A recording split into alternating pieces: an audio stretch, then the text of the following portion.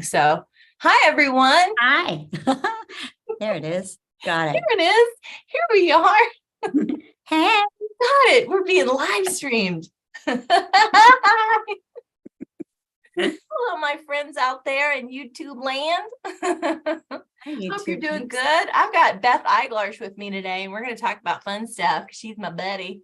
She's my buddy from all Yep. the way over there in Florida. The other side.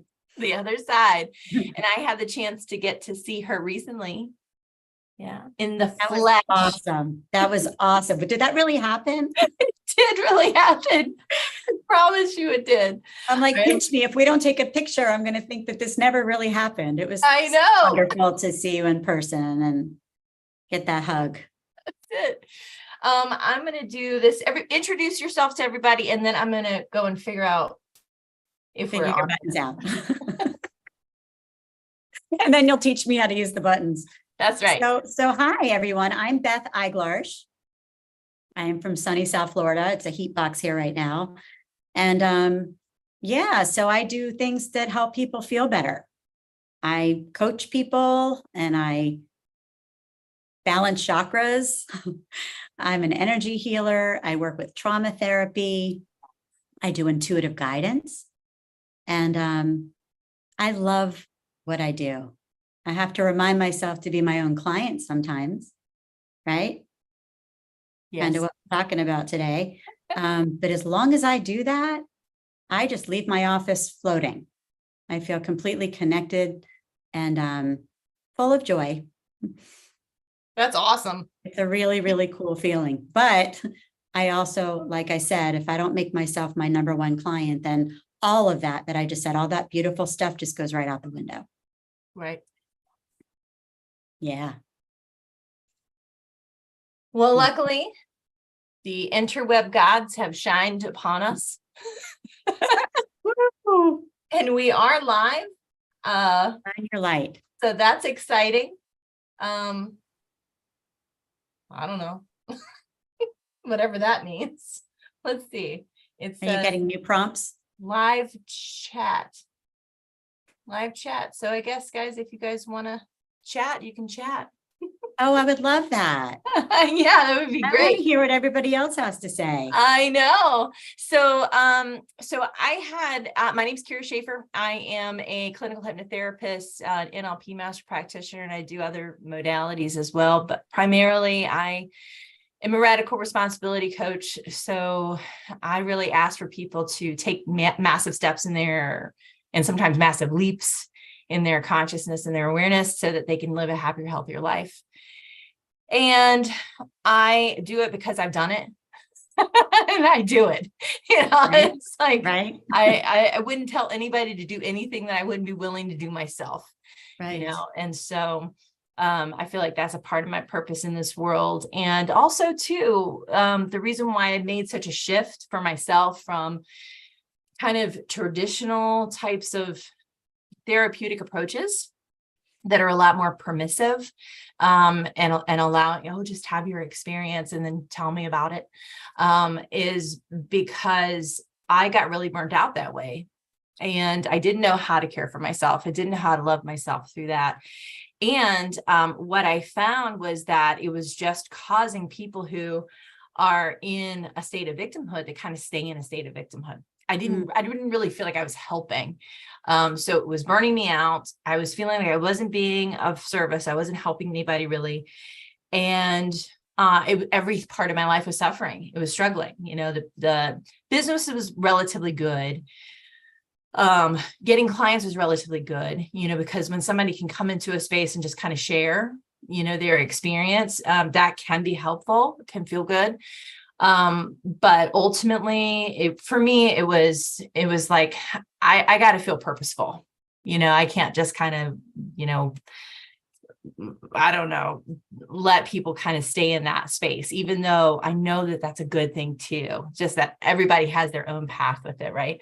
Yeah. And, so once I noticed that it was starting to affect me, it was like, well, how can I get out of this place that I'm in? And how can I shift this? Because it's not working. And so I actually closed my clinic because I got so burned out. And Todd got a job. Like, Go out there ago. and knock He on got doors, himself- honey. He got himself a job. I started doing some marketing for a local in our local community. And I was like, but it's just so not fulfilled, So I still needed, and I feel that purposefulness in the working with people and working with clients and things, but it's finding that balance between self-care, helping myself, and also doing the work that I was meant to do, and not allow people to kind of stay stuck in their own stuff, because I don't feel like I'd be doing them a very good service if I allowed that. So, yeah. What do you, I have a few I was going to say, questions. good for you for recognizing when you were burnt out and when you needed to close a door. Yeah. Because a lot of people don't do that. And then the burnout is serious, and it lasts a really long time. It does. And then that just keeps you further and further away from who you are and what your purpose is. But that needed to shut for you to kind of redirect, right? And figure things out and implement, it sounds like. Yeah. Kind of self-care. It was so hard that, like, the burnout was so real and so painful that, because I was seeing 30 clients a week. He was seeing 40. That's so a lot of energy. Our relationship was struggling. Like, everything was just a struggle, Right. And it was like, there's nothing more important to me than my relationship. Mm-hmm. So even work, money, all that stuff didn't matter. It was like, Right. Nothing's more important to me than this. And so, but here's the deal, even years later, like probably about 4 years later, because I opened a publishing company to support people who are healers in this world, who want to get their message out, and they want to do it in a bigger way, and a more legitimate way, Mm-hmm. And so I remember people contacting me later, some old clients or other people, who still have my number or whatever. And they were like, yeah, can you see me, or see this person or see this child? The children are the hardest ones to turn away, because I understood what they were going through, like the anxiety and the fear and stuff. And if you can get them at a younger age to help them shift some of that, then as an adult, they will just rocket in this world, Right. But I remember I was working with a coach, and I was like, I can't stop crying, because I know that I can help this person, but I feel this conflict in me, and I just can't do it. I just can't do it. It would almost be physical pain from that burnout, from what I went through. Yeah, I've been there. Yeah. It does. It physically, for people like us, it does physically hurt. But it's so interesting that you had stopped doing that. You started the publishing company, and you still got those phone calls. Yeah. Like, hello, soul of Kyra. Do you remember what you're supposed to be doing here? Like, let me just knock on your door. So do what you need to do and fix all that, but then come back to us, because we need you. How cool is that? Exactly right. Yeah. I've never been able to shake them. Right. Because you're not supposed to. I know. Yeah. I know. And once I got through that really rough part, now it's like very, like, I have these kind of clients on these days and this time frame. And, so I've learned how to manage that. And I know exactly what I need in order to be a better support for other people too. Yeah, we got to learn from those moments of darkness, right? Or else they just repeat themselves until we get it.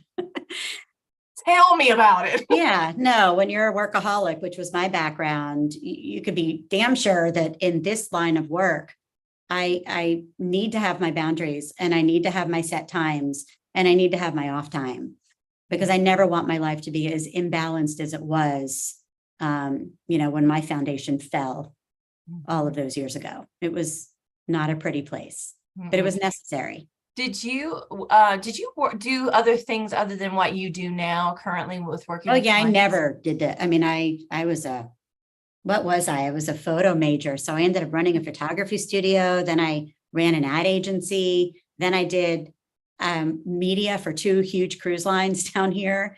And then I jumped to the other side of the desk and I worked for a publishing company. Wow. And I was doing really well. I mean, making a lot of money working 3 blocks from my house, but I was completely unfulfilled. So I was like, okay, what do I do? Okay, I love crystals. So I started my own gift company with Swarovski crystals. And I bought this cute little cow frame from eBay and I painted him and I crystallized him. And I woke up the next day and I fell in love. I'm like, I want to name him. I want to crystallize everything. So I did. So Yeah. I was in 8 countries. I was in the Paris airport and Selfridges in London. And I had a team of people that were stoning and it was awful. It was awful and beautiful all at the same time, because I was never in the moment. I was in this constant state of projection and fulfillment and what's next, right? And so I'll never forget the night before I had to get something out. I think it was for the Oscars. No, it was like the Oscars. No, it was the Oscars or the MTV Awards. I don't know. I remember saying, like, I think George Clooney has one of my little crystallized things, but I paid to create something for the basket. Anyway, I did a few of these and I'll never forget. I think we made FedEx by like a minute. And the next day I had this pain. I was like, well, what's going on in my bra area? It turns out it was shingles. So during that time, I had back problems. I had severe anxiety. I was diagnosed with a lot of different issues and ailments. I was unsettled. My marriage wasn't great because I was never really fully present. The back pain got me into pain medication, which of course, all these years later in my current job, I'm like, okay, everything was just too heavy for me. Because eventually that pain medication that helped my back helped me, because it put a haze over everything. So it didn't feel so big. But it got so bad that I did have to detox from them. I left my family for 2 months, my 3, 5, and 7-year-old. Wow. And so really my world crumbled, but that pain led me to who I was. So there's a very long way to answer. Have I ever done this before? No. I was a total workaholic that wanted to produce pretty things. Mm-hmm. And I had forgotten who I was. I mean, I grew up with magic. I grew up with psychics and healers and mediums and things dematerializing in my home. And for me, that was just life. I used to float on my ceiling. Yeah. But then life gets in the way and you forget about the magic. And so the world got really, really loud and knocked me to my knees so that I could pivot and remember. It was all that the self-reflection and learning who I was that led me to, like you just said, you became a coach because you needed that, right? Well, hello, I needed help. So I got that help, but then I remembered who I was. I remembered, I'm supposed to be working with healing crystals, not Swarovski crystals. Like right. Some of these guys. So when I realized that my favorite things, I love those. I do too. I love this one. This one's my favorite. And this one goes by my bed. Is that blue calcite? No, no, it's Celestine. That's kind of what I meant because I knew that wasn't calcite. Yeah. Blue Celestine. I love that. Yes. I've got a little heart of that at home. So yeah, I found all this, or I should say I found myself again. Yeah. It's so interesting. It's so interesting. Because kind of at the end of it, I just thought about, the guilt and shame part, that comes in, or the ego that wants to beat us to death with our own thoughts. Mm-hmm. It was like, I should be grateful.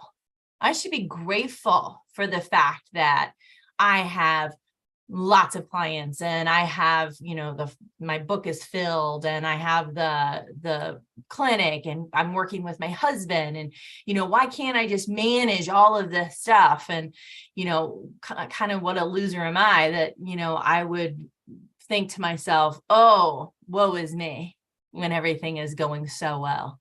We are so mean to ourselves. Oh God, just brutal. We are so mean to ourselves. Brutal. I don't know about you, but I had that streak of perfectionism. So it's like always trying to meet this bubble of whatever that was, because that's not really a thing anyway. Right. I mean, perfection. It doesn't what I've learned is exist. perfection, and it's a fleeting moment of excellence, and it's not sustainable anyway. And everybody's idea of perfect's different. So like, what am I even trying to do? But Right. that's that whole being so uncomfortable with just being here. Yeah. You know, I always say a lot of people are so stuck in the past of what didn't go their way. I was more of being anxious about what might not go my way. So for me, it was like, oh my God, I've got to keep all the balls in the air. You know, I had Right. 3 young kids at the time and a dog and a husband, and it was a lot. Yeah. It was just a lot. It was very, very loud. And that was before I knew that I was, you know, call it a light worker, but an empath. So for me, the biggest epiphany that I had in my self-discovery, we'll call it, was realizing that I'm a highly sensitive person, and I'm this thing called an empath, and oh, I'm this light worker. No wonder people have been gravitated towards me, but I didn't know that. Yeah. So I didn't know that I was this porous sponge that had been absorbing everybody else's stuff for 4 decades. Right. I was on this massage table, and a lady said to me one day, with one of my issues or ailments all over my body, because I'd broken down. I could barely walk, by the way. Wow. When I was 41, I forget the pain medication for my back. I couldn't get out of bed without it because my legs wouldn't work anymore. And there was no diagnosis for my legs. And so I'm sitting on this massage table, and the lady said, I think you're an empath. I'm like, well, what's that? And then she just started describing me. I'm like, I cried. I'm like,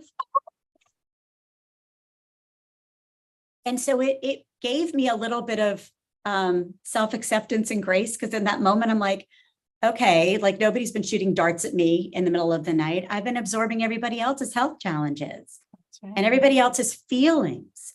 So in that moment that day, it was like, oh my God, okay, I can be a little gentler on myself. But mostly I can now build my boundaries, because now I know that I can walk into a room and feel other people's stuff. And so that's where self-care comes in, because if I'm not aware of that, I'll go home. I don't know whose headache that was. Is that my 3rd client? Like, I forgot. Did they have a jaw issue? What's with this TMJ? I mean, my sensitivity helps me help them, but it doesn't always help me help me. Right. Right. Well, it does help to dissociate a little bit from the thing, you know, or become the objective observer of the thing and go, oh, that's not my thing. Right. Yeah. It took me a long time for that too, for that realization. My grandmother used to talk about vibratory action. You know, it's, you know, you have a vibration, darling, and you have a vibration, and other people have a vibration. And there are things in this world that have a vibration. If you're vibrating at that same level that other things are vibrating at, they'll come right to you.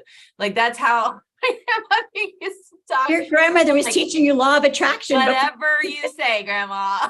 Oh, and I didn't understand. She started teaching me so young that, you know, it was a little bit more difficult to kind of to grasp, you know, but at the same time, I also knew some of the basics, like what we think about expands in that kind of way. You know, what we focus on becomes really real. And, but I didn't really learn that I can take some level of responsibility in that and go, wait a minute, that's not my stuff. Right. Wait a minute, you know, I don't have to engage in that. I don't have to engage in that thinking, you know, that's borrowed thinking. It's not my thinking, you know, those kinds of things too. I think it's all about awareness, though. If you don't understand that you're even in this position to accept something that isn't yours, then there's nothing you can do about it, because it's you feel very victimized. I felt very victimized by it. It was almost like everything was being done to me. Right. You know, my early 20s was everything was being done to me. And once I really got it, that I was a creator of my own reality. Right. I was like, oh, could no longer speak victimese. Yeah, right. I refuse that. I refuse. And then of course there are times where I'm like, yes, I'm going to play this victim role all the way to the nth degree. And I'm going to enjoy every single juicy, delicious minute of it. I'm going to be completely emptied at the end of it, but at least I have conscious awareness of it. Oh, and I would tell you, how did that work out for you? And say I never do that, you know? Right. Listen, we're human, even with our evolution and what we know now. Yeah. There are moments of short circuit. That's why I went to Sedona last week. Not We gonna got lie. through it. It was a little buildup of not doing what I teach. And I needed a bigger dose instead of that, the daily dose prevents you from having to do something Yeah. that drastic. But even when we know what we know, we're still on this earth plane pretending to be human for a little while. So we still feel all the feels. Yeah. Yeah. It's incredible. And I mean, I'm so glad that you had that experience so that I could get to see you. It was very cool. That was such a bonus because I didn't know anyone. I didn't want to know anybody. I mean, I went there going, I'm going to skip town. I'm going to leave the husband, the kids, the dog, the clients. I don't want to be responsible for anybody. I don't want to fix anything. I don't want to figure anything out. And I go there, but in the back of my mind, I knew I was going to see. I'm like, they're the only familiar faces I want to see. But what's funny is, as a light worker, I get there, right? I go to the Phoenix airport. I go to rent my car. No more than 2 minutes. Funny, guys. No more than 2 minutes with this reservation agent. And I know all about her thyroid cancer. And I know all about her medical challenges. And I'm sitting here like I thought I was being punked or like on candid camera to myself. I laughed. I'm like, is this one of those videos that shows am I a good person or not? can she be true to herself on the other side of the country? Well, I'll tell you, I laughed. I'm like, oh my God, they're following me everywhere. Yeah. And they're following me everywhere. Right. Empath, that's one of your first signs, Right. is can you get to the grocery store without somebody pulling you aside and letting you know about their brothers? Honey, that's why I Instacart. Uncles. I'm a big fan of Instacart. In my pajamas at my kitchen table. Yeah. I'm very, very good at refueling that tank and being quiet and trying to eliminate that noise unless I mean, we want to integrate. We want to be able to, if we've fully recharged our bulb, it's healthy actually to have those exchanges because those experiences are how we grow. But I knew when I started to isolate is different than quiet time to myself. Isolate to me means it got a little too heavy and I don't have anything to bring to the table. And I certainly don't have any more space for anybody else's stuff. So that's always one of the signs, I think, to burnout, especially for light workers. Check in with your feelings. Are you isolating? Are you angry or resentful? I had a moment with the oral surgeon before I left. I had a situation where I was in a waiting room for 3 hours, and 3 hours is a really long time. And even though I'm really nice and I'm very gentle, I got loud a little bit. I got a little loud. And I was asked to keep got a little volume to her voice.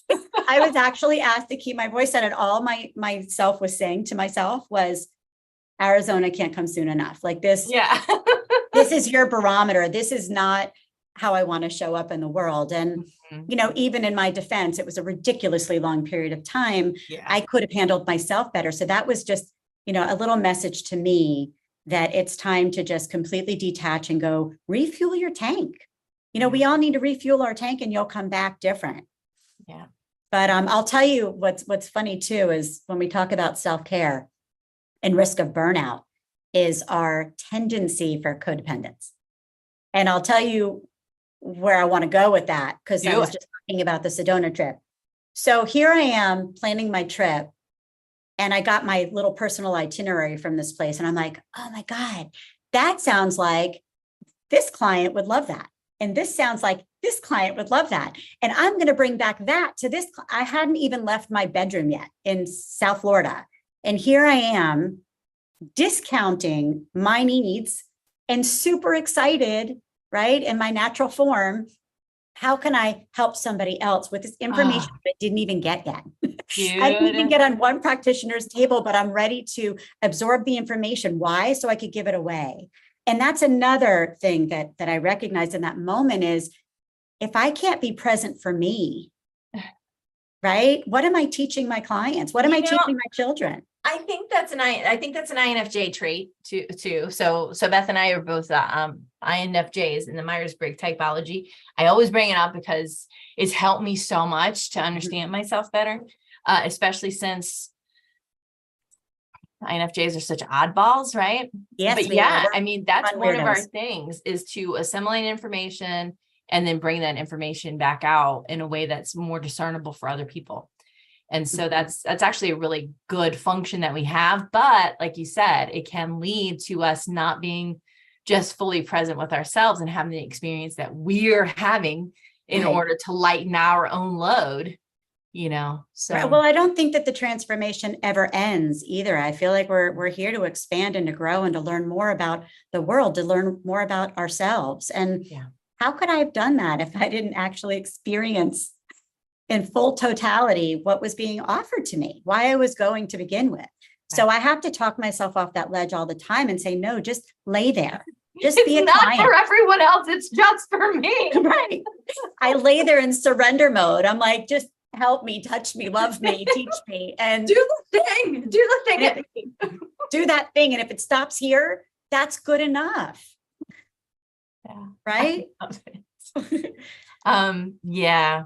But I think the INFJ, the empath, the light worker, we get so excited to help other people that, because it makes us feel so good. Yeah. But when we think we're like responsible, right, for this person or this scenario, like that's just not true. And so if my fulfillment, right, and happiness is contingent upon, did I make them feel good, or did we have an enlightened moment, or the success of my business, then that's an attachment, and attachment is never a good way to go. Mm-hmm. So for me, I just have to say, okay, if they all went away, how would I feel fulfilled without my practice, without helping other people? Yeah. Yeah. To see what I'm happy about, what brings me joy. Yeah. You know what? For me, it's always still been helping. Like, it's always been with people, helping people to achieve some kind of goal, or to achieve some kind of mindset, or some type of awareness, or something like that. That's, for me, and that's also an INFJ thing. We're kind of the counselor of the personality types, because we can see all of them. We understand to a pretty high degree every single different personality type that's out there. So we can see them better. And that's why when people come to us, they're like, I've been going to a therapist, or a psychologist for 20 years, and they've never helped me see that thing the way that you just did. And it's not necessarily just because we're just really good listeners. It's because we're intuitive, we're empathic, we are connecting the dots for them. Those are all really powerful traits to have. And for me, I don't feel like I'm in my wheelhouse. Like, if I were, blowing dust off of electronics, and putting components together and doing, things, and being in a clean room, or doing something really super analytical, like, I would fall apart so fast. I don't know, like my head, my arms, my legs, they would just fall off. Like, I would just. Right. Well, it wouldn't be a good use of your incredible energy, for sure. It would not be optimal for you. But I think that we also see the potential in people. And I think that when they don't see it within them, and we can bring that light to them, that's where the shift happens. But going week after week to an appointment where all you're doing is sharing, like you started by saying, there's a value to that, because people need to throw up, is what I like. They need to have a thing. They need to have a space. But I stop that. But I do stop that at a certain point, because I'm very solution oriented. And if all we're doing is talking about where we're stuck, then where's the time for the solution in that? How can we move forward? And I feel like, especially with my story and how it took a crumble to pivot, I feel like a lot of my clients, they're ready to pivot, but they're not quite sure what that's going to look like. So just to shed that light and to bring some empowerment, to the table, gives them that, like, I got this, I can do this. So I'm with you. Like, that's why I float out of my office, because there's been some form of healing or empowerment or a light going on. Yeah. It really truly is just magical. It's incredible. It's incredible to watch the transformation. And that's exactly what I was saying before. It's like, the easiest, the way out of victimhood is just by making a choice. That's it. It's all anybody has to do. It's just like you said, where's the solution? How can we move forward from here? Right. Instead of just going, I'm going to say the same thing over and over and over again and hope that maybe if I talk about it enough. This was my journey when I first, started getting therapy when I was young. Maybe if I say it enough times, then something will change in me about it. Yeah, you clearly you did not run that by your grandma. No, I did not. No, it's like looking at a wound and going, gosh, that's really not good.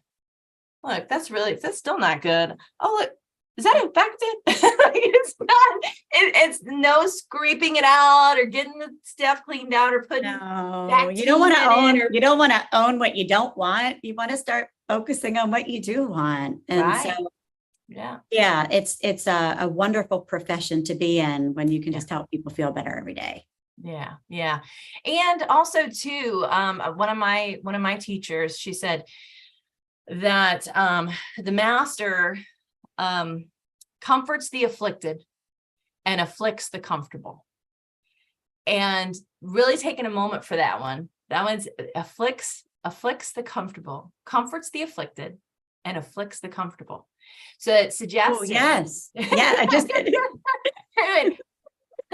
didn't get enough sleep last night. That took me a minute. I'm like, yes, that's brilliant. That's exactly what we do. We shake stuff up. That's right. We give them a safe place to land and to disclose all that. So I love that. I know it's so true too. And by the way, the word master, that's not a derogatory thing. And it's certainly not a better than, less than thing. It's about somebody that's really done a really great job of cleaning and shining their crystal in a particular area. And they can help you transform that for yourself and help you polish your own. But what I've noticed, and I see this a lot with my couples, is that one of the couples will bring the comfortable into the session with them. And then I'm like, oh, you are comfortable exactly the way that you are. And the other one is struggling, is suffering, is having a hard time with their comfort, and doing the same patterns of behavior that is actually not serving either one of them, but it's hard to see it. Right. And so it's really an interesting thing to say, are you really happy in this? Are you really comfortable in this? Are you just kind of getting by? And so afflicting the comfortable in that regard, and then comfort the afflicted. And then it just makes me think of pulling out. It just makes, I just got a visual of like a voodoo doll, like, oh, you're really comfortable. Let's get a little uncomfortable. You're happy. Let's do something about that. Yes, exactly. Really? Then what are you doing here, honey? I don't think so. Something tells me you're not really happy. Let's talk about this. I saw something like on TV, it was like How I Met Your Mother or something. And the gal goes to walk out of her therapy session. She's like, okay, I'm all done now. Do, do, do, do, do, do, do. And then as she's walking out the door, he goes, let's talk about your mother. She was like, that's very funny. Oh. Right. Come back and sit down. Yeah. We can trick ourselves into perfect mental health. Of course we can. That's selective disclosure. And so at some point, in one layer that we're unpeeling, will be your mom or your mother-in-law or somebody. Right. And people who are committed to living, and I get it. Like, it's like, well, do I have to always be working on something? And it's like, no, certainly not. And not everybody does. But if you're coming to this information, you're coming to this space with two light workers, and you're hearing about this, maybe some of this for the first time, then maybe there is something in it for you, to really start looking at and evaluating and connecting the dots for yourself on, am I feeling kind of like lackadaisical in this area? Or am I feeling like I could I could really move forward or make some change or shift this particular thing or that thing. I don't know. Like, to me, it's like, if the information is brought to you, it's for you, Right. And then even I if think you too, disagree, which is also right. fine. Well, whatever you hear, whatever you see, I take everything as that message, right? It's kind of like, I wasn't thinking I needed something, but clearly my higher self was thinking I needed something. So they kind of bang you over the head. Yeah. Right. Yes. And so there's nothing wrong with being copacetic for a little while and riding that joy. But at some point, we're ready for an upgrade. So throughout my life, I knew right after things got a little uncomfortable, I was just ready for that next level, or to just apply the tools that I had learned to this next phase of my development, for this next thing that was going on in my life. Because it's not always about what else can I learn? What else can I bring in? We know a lot, right? Especially when we sit quietly with ourselves, but our life continues to change. So all of a sudden we've got this new challenge, this new situation. So, okay, let me figure out what I need so that I can manifest, so I can get through this, situation with flying colors and feel proud of myself and feel that I've evolved and I've gotten to the other side. And in our line of work, now I can be the example, right, of how I was able to navigate this situation. Yeah. So I do feel like until we kick the bucket, we're here for expansion. We're here to have epiphanies. We're here to learn more about ourselves. There's nothing I want to learn more about than the inner workings of me. And when I say that, it's not just about Beth. In fact, that's the least of it, right? That's just the physical self. Right. But my soul and what I'm doing here. And, I'm fascinated by life. I'm fascinated by us all being here and what we're doing here. And I feel as though it was yesterday that I was there, and I feel like I've got a clear understanding of it. Right. So what I love to do is, as a spiritual teacher, help bring that light into people and into their mindset, especially ones that have lost somebody. They're stuck in that. It's lowered their vibration so much that they can't grow anymore, that they are stuck or stifled. So I love bringing the unseen world into the eyes and the hearts of clients so that they can just shift their perspective a little bit. Open up past. Open up beyond. Just the and know that they can still have that connection. In fact, getting back to self-care for a minute, one of the big things that I do that keep me solid in the morning after my meditation and my quiet time is I call in my tribe. I call in my people. I sit under a tree with purple crystal leaves in my mind, and they're all surrounding me like the ancestors, but I bring in my master guide and my spiritual support team, and I let them infuse me with that energy, and let's just say it's my mother that I want to connect with. I will have her step forward and I'll see if I see a color, if I feel something, if I hear something, if I get a message. So, what I love to do is to help people realize that it's just connecting in a new way, but we haven't really gone anywhere. We really just lost the body. So I love being able to help people in that way. And part of my own self-care, like I said, is if I'm infused with love and just strength, right, and hope and just beautiful things from the other side, I'm less likely to be knocked off my rocker during the day. I'm less likely to take things personally. I'm less likely to be affected by other people, by their energy. So it's almost like in the morning, I get this, call it a boundary system. I actually step into a boundary system in the morning as part of one of my rituals, where I just engulf myself and state out loud, I only allow exchanges for the highest good to penetrate my protective bubble today. Nice. I do a little those little hard plastic ties that don't go back, right? So I'll do that on the top of my Ziploc bag, and that, I feel like that reinforces, it reminds me that I can see out and they can see in, but I don't need to absorb that energy. So between that and just sitting with my team for a little while, I tell people with self-care, you don't have to fly to the other side of the world. You don't have to go to the mountaintop in Tibet. It's a thought. And when you say meditation to people, it's like, I can't do it. I know. You can do it for longer. So All Yeah. it takes is a couple of minutes to shift your perspective, to bring in that strength from the unseen world and from your people. For me, it's from the earth and from the sky. I sit and I root myself, because that's another part of self-care for me, because I think as light workers, we float a lot, right? Like for me, because I do intuitive guidance. So my happy place is up there. So Right. I feel like I float and I forget to ground. So any healer I've ever been to has said, you are so depleted in the root chakra, but you're fine everywhere else, but you're here on the ground. I'm like, well, that makes sense. I forgot to put myself back Got down. to get back down here.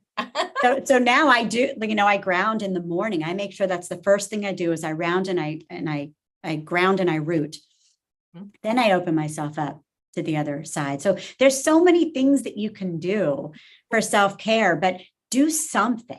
I call them rituals, because it's less about what you chose to do and more about the fact that you chose to do them. You're important enough to carve out that time, because like I tell everybody, you're the longest relationship you're ever going to have. So you want to nurture that. So as long as it's like something, choose anything, but spend a little time every day doing that something. And if you start your day with it, your day will go remarkably better than you expected. Mm-hmm. Mm-hmm. Mm. Mm-hmm. Yeah. So Todd does, just to add on to a different, but what he does is he'll just say, God, put me where you want me today, put me where you want me. So kind of a very quick version, in a way, is just connecting up and saying, wherever you want me to go, I'll be there, That's awesome. And for me, I do Qigong because I have an active mind. So that's my way of connecting. But I will say I haven't been doing much of connecting with my guides.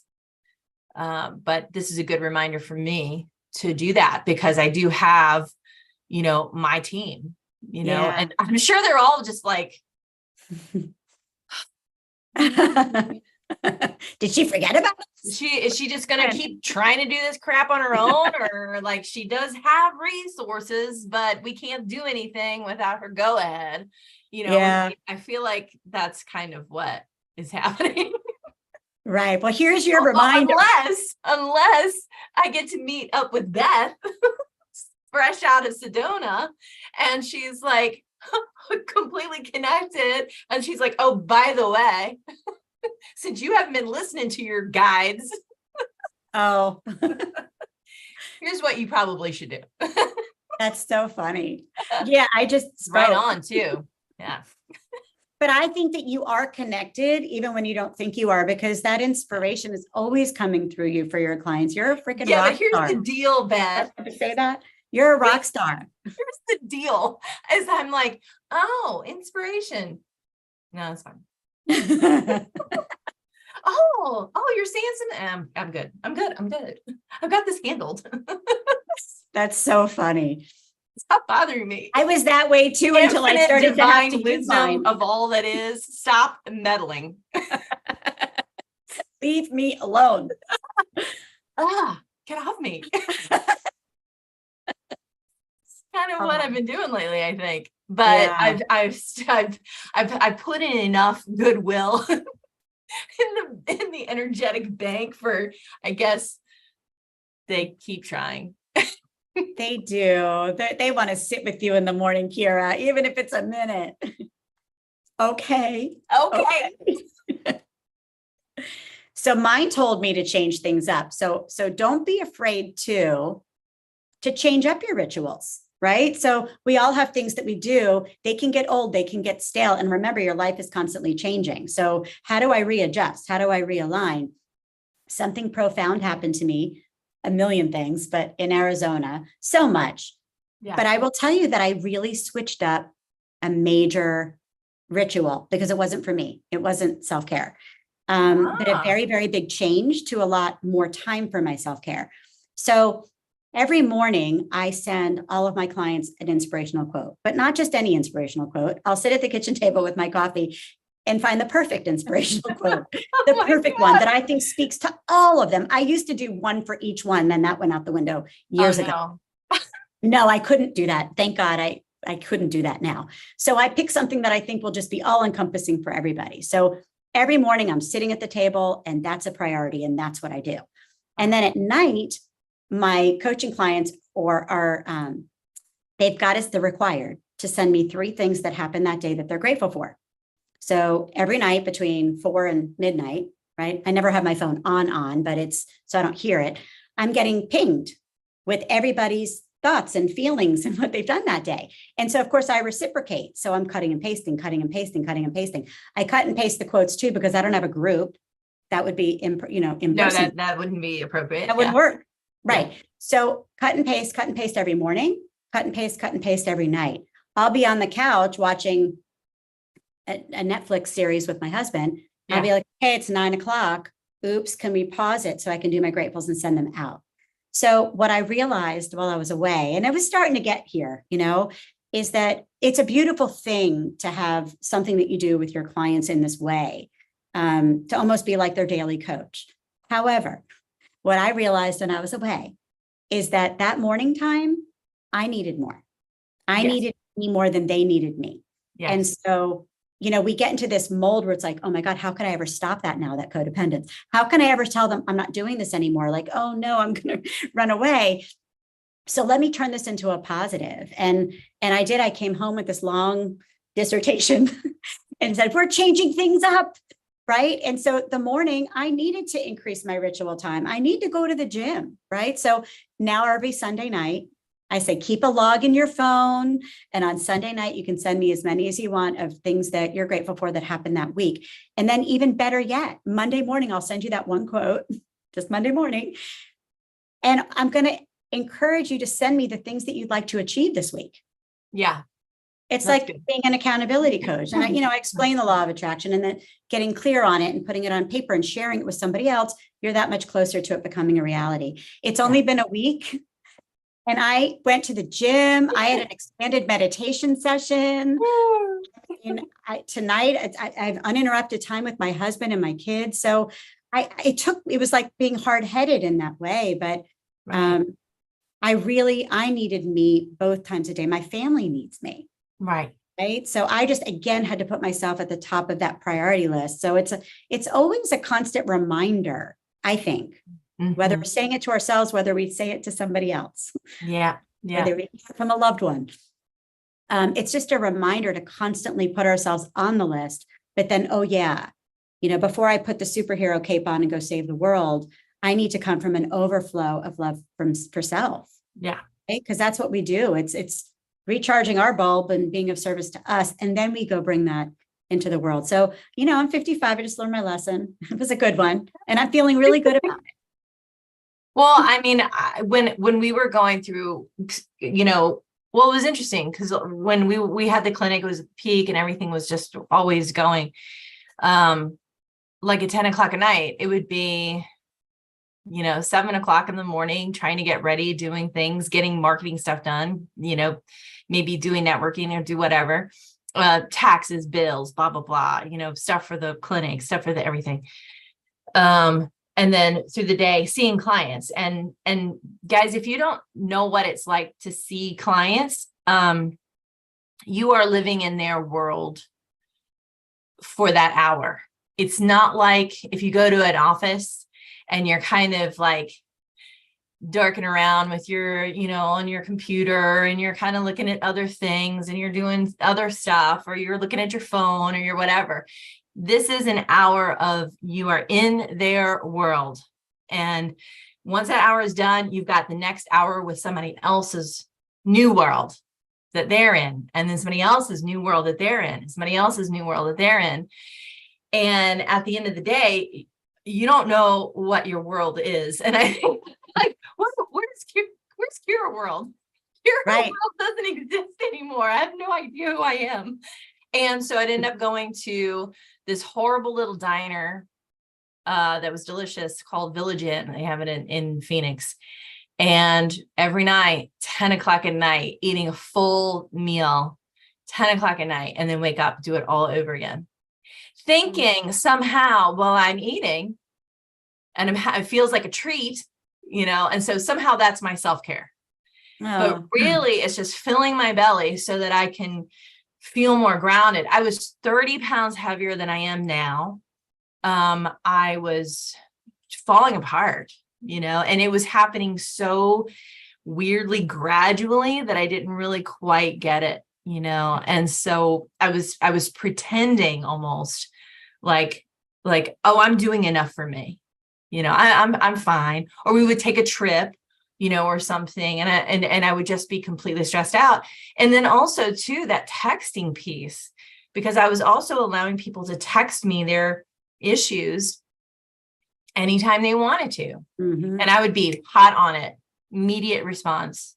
Right. And so it was almost like I was in kind of a running behavior to try to maybe avoid what was really going on with me. Because if I focus all my attention on what's going on with someone else, then I'm not going to pay attention to this, because I think that I have to do this in order to fulfill my purpose or to fulfill something, but it really wasn't what I needed. And so even though now I do let people text me, I'm just very clear about it. And I'm also, I don't have a ton of clients, because once that would start to happen, then the texting piece would go away, because there would be no way that I would be able to do that. So it's just totally honoring it. And also to knowing that no is a complete sentence, not having to justify yourself for any reason to anyone, which is one of my hardest things to learn with my people pleasing tendencies too.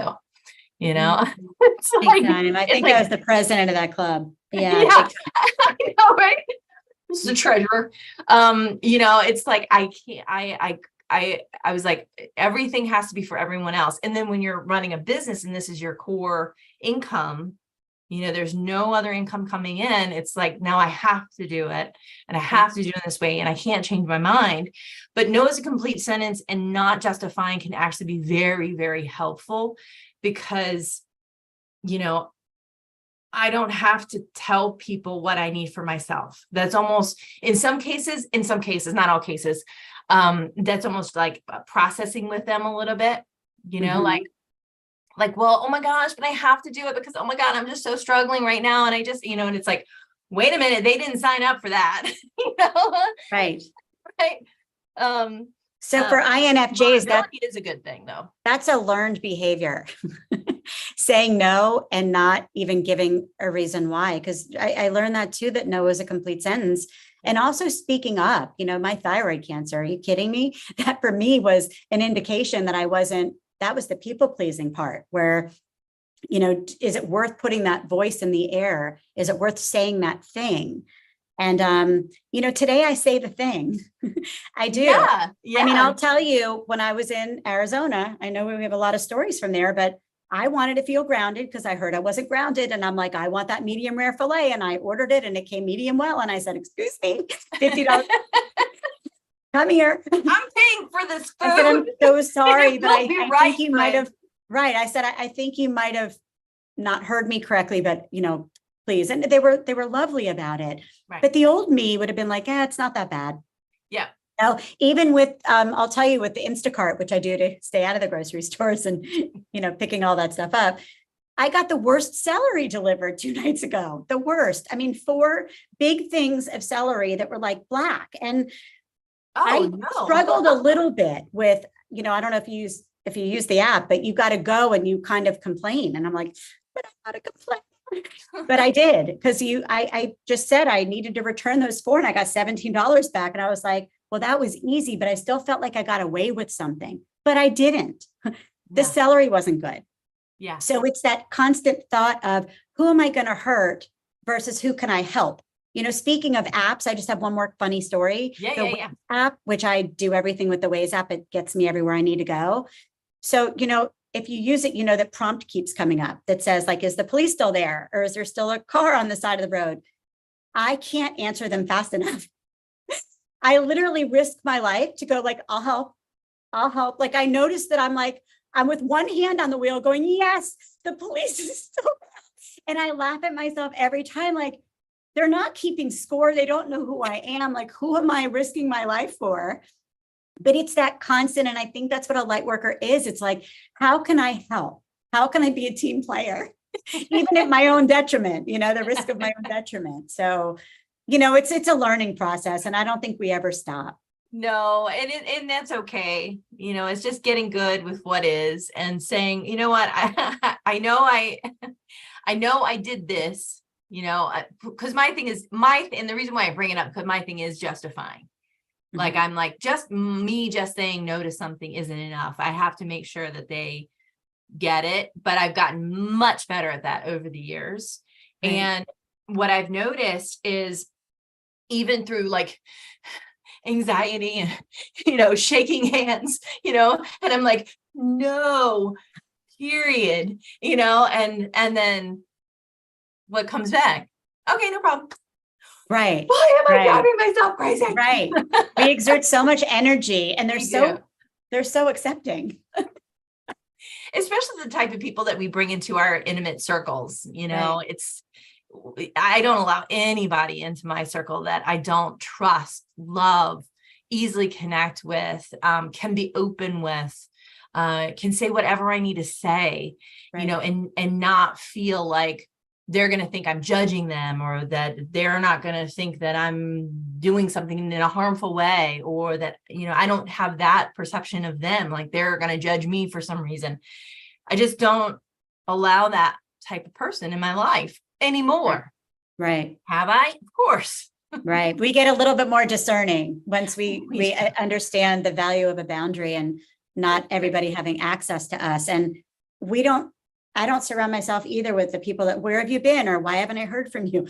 Those will never come out of my friends' mouths. It could be a year and it'll be like we picked up yesterday, because it's a mutual understanding that we're all doing the best that we can in that moment. And I think that unconditional love with those few people, right? Yeah. At least for me, few. it's a very few. I was going to say very few. I bet it's smaller than yours, but that's those few people in my life where I can really fully just be me. Like, this is it.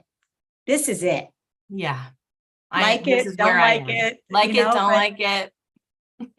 Yeah. And that's none of my business. And it's absolutely freeing. And it's less reasons to have to, prove yourself, or what you said, to come up with a reason why. Yeah. Yeah. It's exhausting. I just don't have it in me anymore. Right. No, I don't have the whys in me anymore. Right.